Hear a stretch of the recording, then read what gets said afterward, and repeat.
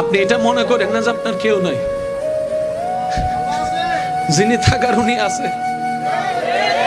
উনার নজর না থাকলে তো নিঃশ্বাসটা চলতো না, উনার নজরটা না থাকলে তো খাওয়ার স্বাদ বুঝতেন না, উনার নজরটা না থাকলে তো ডুকটাক গোলার নিচে নামতো না, উনার নজরটা না থাকলে খাবারটা তো ভাইয়া হজম হতো না। উনার নজর আপনার দিকে আছে।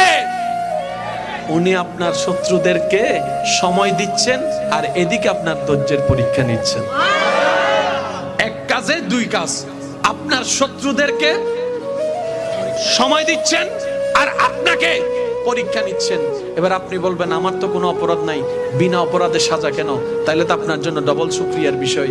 সেটা হচ্ছে আল্লাহ তাআলা আপনাকে 10,000 বছর আগুনে জ্বলার মতো গুনাহ যেটা আপনি করেছেন ওইটা থেকে বাঁচানোর জন্য 3-4 মাসের 3 বছর 5 বছরের একটা দুনিয়ার কষ্ট দিয়ে দিচ্ছেন। সুবহানাল্লাহ।